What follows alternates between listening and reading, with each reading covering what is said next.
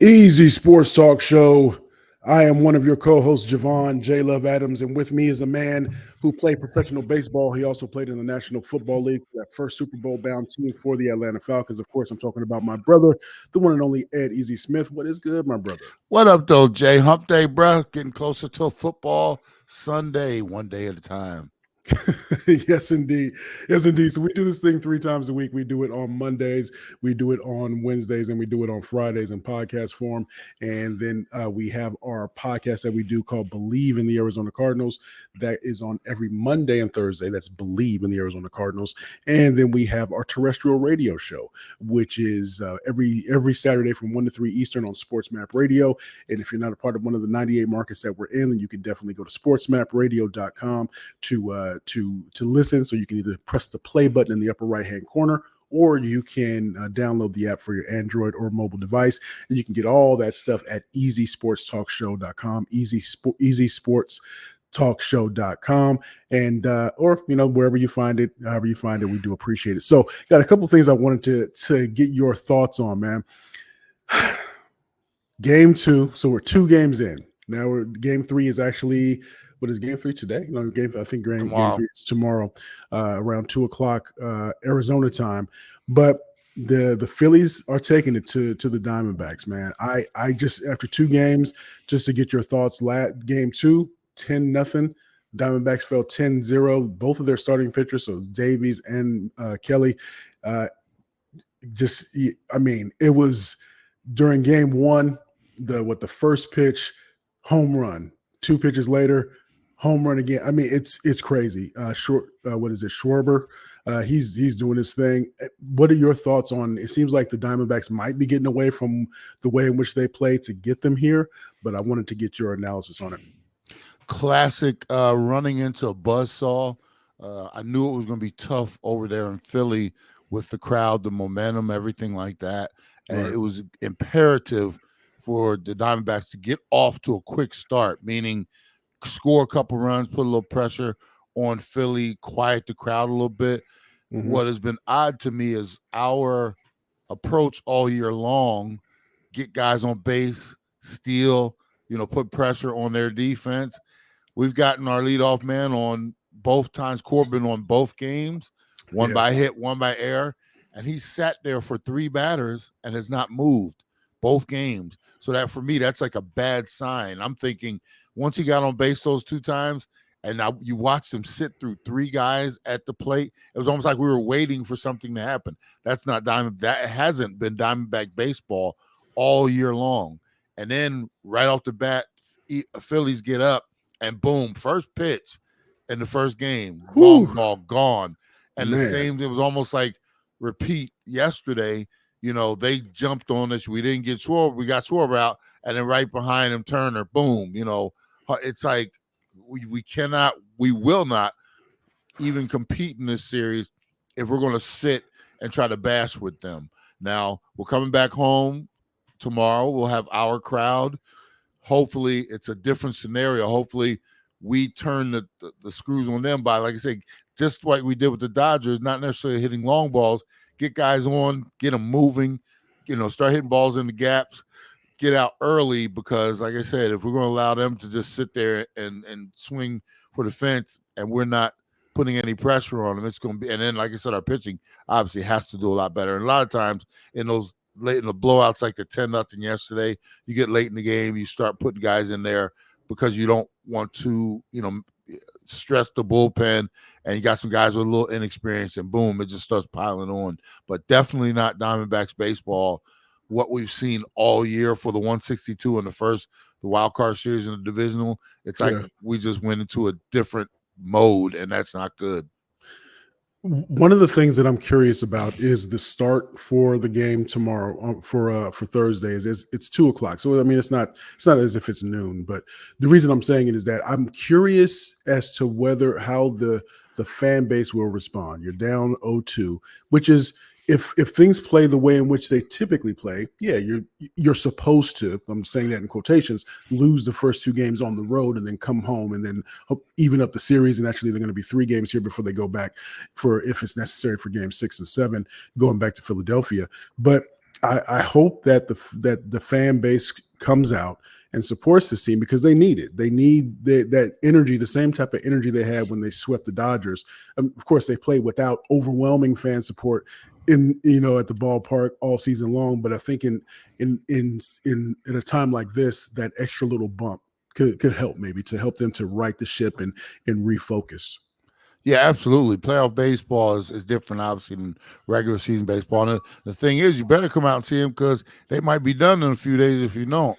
And Yeah. this is, we don't often, like I said, we didn't plan on even being in the playoffs, and here you are in a series that if you can, win at home, still get one at in Philly, you're talking about a possible World Series berth. We're that close, and how often did these come around, Jay?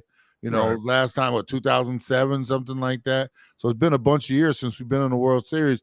Don't take this one for granted. The fans should be out here. They should be supporting this team, and they're definitely going to need it because, like I said, Phillies is on a heater right now. You gotta try to squelch that. Best way to do it is in that first inning, obviously, crowd going crazy. Pitcher goes out there, deals. We get in the dugout and score some runs, and then take that momentum and try to roll with that. But we come out here and it's flat in the stadium. We let Philly jump on top of us. 3-0 is a deficit that I don't think it's been done before, but it doesn't, it's not something you want to be trying to pull off here in Arizona. So yeah, try to get the crowd out here, try to get that support, try to get off to a great start tomorrow. So you mentioned that the expectations coming into the season, of course, there wasn't an expectation of playoffs. This is your really are playing with house money in that way. So is that the message that if you're Torey Lovullo, hey guys, let's play our game, let's do what we do. Don't let this moment be too big for us because we don't know if we're going to be back in this spot again. We feel that we're getting better. We're young and we're getting experience. But you can't play tight. It's easy for me to say, but I would think if I was going on stage to perform and I'm in front of the biggest crowd that I've been in front of as an artist, I got to still just do my show and come with my energy and don't let the moment overcome me. Yeah, and it's one of those things, Jay, where you are playing with house money, but you cannot, like, for Torey, you can't make light of the fact, hey, we're all going to be a little nervous, even he as a manager, but we have to stay within our game, and that includes our manager. He has to coach. Yeah, because if you start doing stuff that you typically don't do, running and grabbing somebody a little early or you have to stay true to what you do. You have to stay true. You have to run. Like I said, what has been our identity? This team has been running all over the base paths all year long. And then all of a sudden, like I said, we get into this series and it's like we got cement on our feet. It's like we're glued to these bases. We got to, he's not going to, if the plan is we're going to match them home run for home run, we've already seen what that looks like. We got to get this team in motion and maybe he looks, he'll look back on these first two games and realize, we gotta get these guys going, and and maybe that sparks something because right now they're playing, everybody's trying to hit and match. When you fall behind like this, it's just natural. Everybody's trying to get us back in the game. We get one guy on, and all of a sudden everybody's trying to get us back in the game, right? Instead of stacking those hits together, Right. hit the ball the other way, hit those holes. Next, you got first and second, bases loaded, and then they'll double into the gap. What Philly's doing, they're just hit. Like I said, they're just knocking the ball at the park right now. We can't play like that and play with them. We got, like I said, our game is an entirely different game. All right, so we'll definitely when we reconvene on Friday, we'll know if it's 2-1 or if it's 3-0. So we'll definitely be that. So Easy Sports Talk Show, Ed Smith, Javon Adams. All right. I was on the timeline on X, formerly known as Twitter, and I saw this kind of a theme of sorts where fans were complaining about the quarterback play and all the young quarterbacks that are in the game. And you watch the game, you watch it from a different perspective because you played the game, etc. But with so many young quarterbacks in the league right now, what's the danger, if any, of having so many young quarterbacks in the game? I just wanted to get your take, especially when I saw that on a lot of different comments there.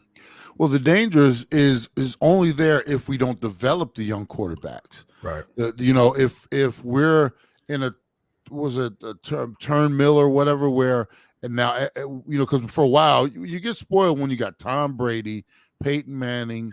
Or I'll take it back further when you had John Kentner that was able to at least help you to bridge a young quarterback, and at least start a little bit. I'm taking you back a little bit with that one. Yeah.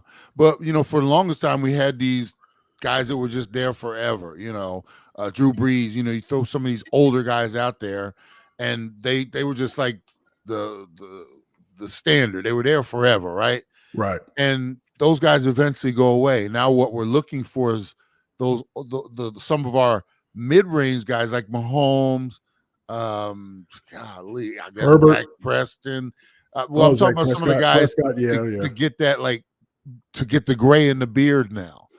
We've had those for a long time, which were the upper echelon. We're waiting now. We got this young group led by Mahomes, who's still in his prime, but he's not that. Josh Allen. These guys are all young. We don't have that veteran staple right now. Yeah. And so we do have a whole bunch of young cats, and you're hoping that some of these guys hit and stick, because what happens is if we have a whole bunch of them and they're on these rookie deals and we find out they're not really that good, and then they go, then that team recycles them and go. So what happens, you'll get a whole bunch of recycled second-tier quarterbacks, and then teams will go back to the board again, the draft board, and they're drafting, and we got a whole bunch of young guys who are still trying to develop, and we're still waiting on our older guys to get to that point where, hey, he's been around for a long time, and he's just a staple. He's so right now we got young talent. We don't have enough, I guess. That's the seasoning. Season. There you go. They're not truly developed yet, so it feels like we're in a holding pattern with some of these quarterbacks, and they could go one way or the other. They could join the group of the upper echelon, and then we have that nice big crop.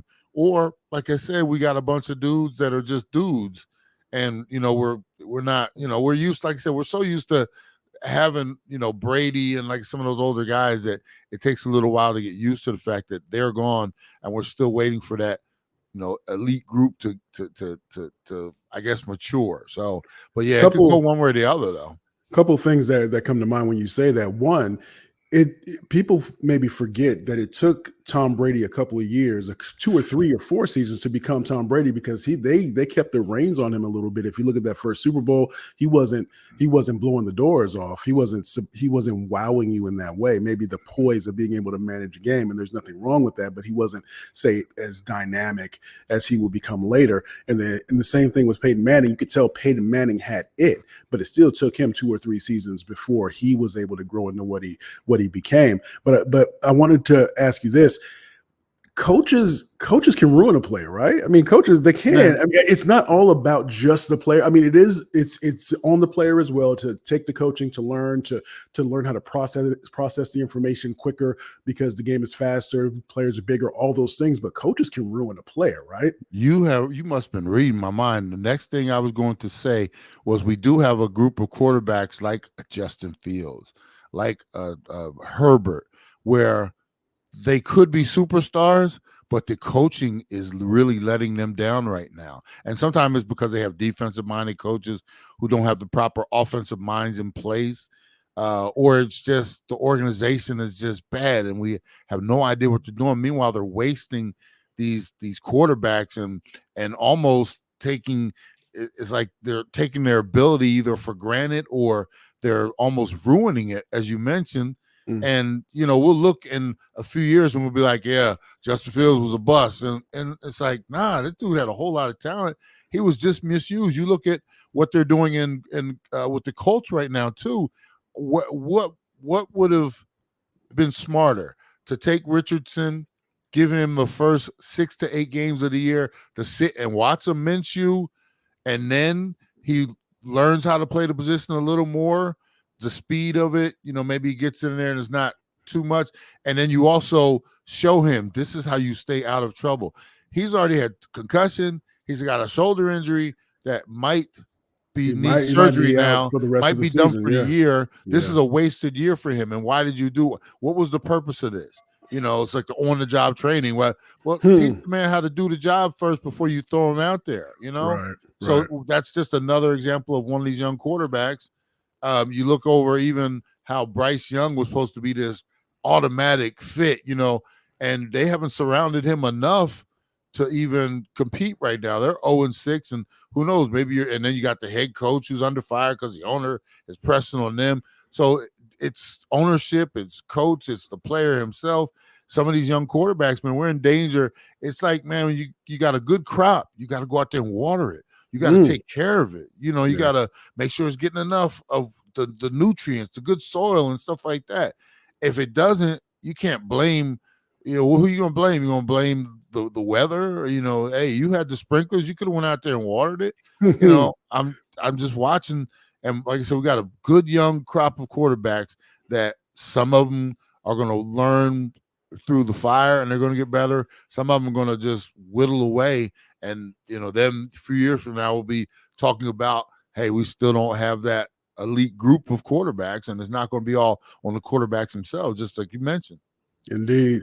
Easy Sports Talk Show. He's Ed Smith. I'm Javon Adams. So the debate, I remember going, this was years ago, we went to a football tournament, a youth football tournament in San Diego, and it was the schools that we were playing at, that my sons were playing at, beautiful fields, immaculate. It was turf. I thought, wow, that's got to be great. It's got to be great to play on. And then after the first game, I asked my son, how was it playing on that turf? He said, that turf is terrible. It was say 80 something degrees in the area, but it felt like it was 100 and something on the field because of the way that the turf soaks up that heat.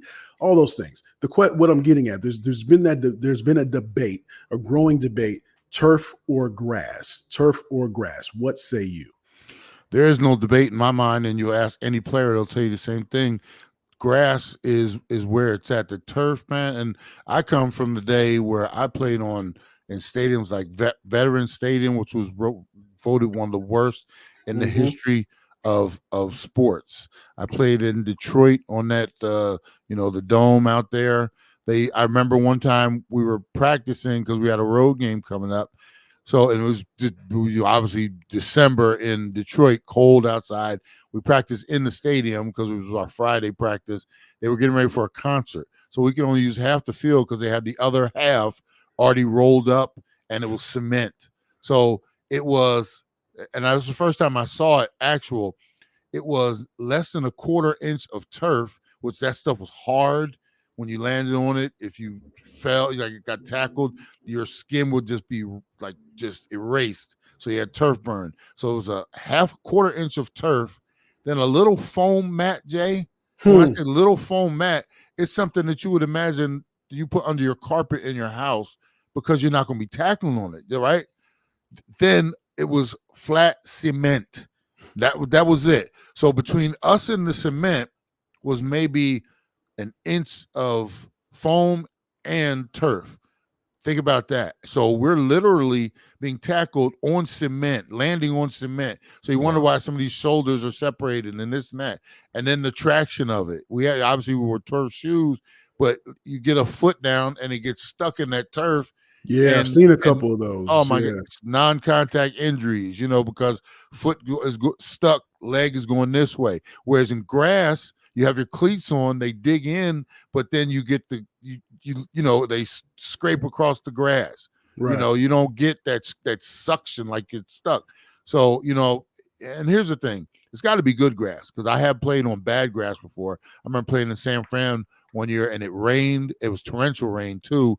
And it was like playing, you watch those movies where they have the ladies out there in the mud wrestling and stuff like that. It turned into that because it was bad drainage. The grass was either not taken care of properly. So it's got to be good grass, but grass over turf any day of the week, twice on Sundays, man. I'm telling you, there's no comparison. And what it would take for these owners to go to natural grass, when you're thinking about the billions, and I didn't say millions, I said billions of dollars they're making in the industry, whatever it costs, the millions it would cost, million or so to do the transformation and then take care of it is peanuts in comparison to what it can cost. If you do the cost ratio or whatever, what it costs athletes in terms of one, aftercare after years of playing on that stuff, injuries that it causes, and the loss of their income. They don't think about that.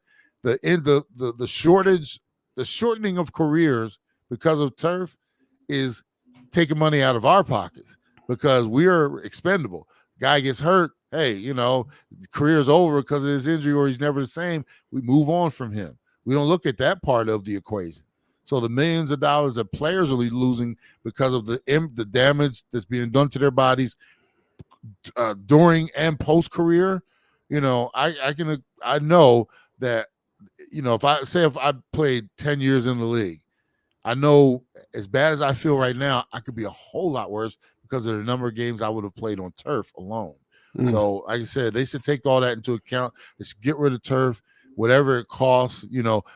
Who cares about your concerts? Who cares about your, all these other things? Well, we need to make money in these stadiums. Then get some grass and then find a way to put stages and stuff on, or get like the Cardinals. We have the tray we can pull out. There's technology out there. They just don't want to do it.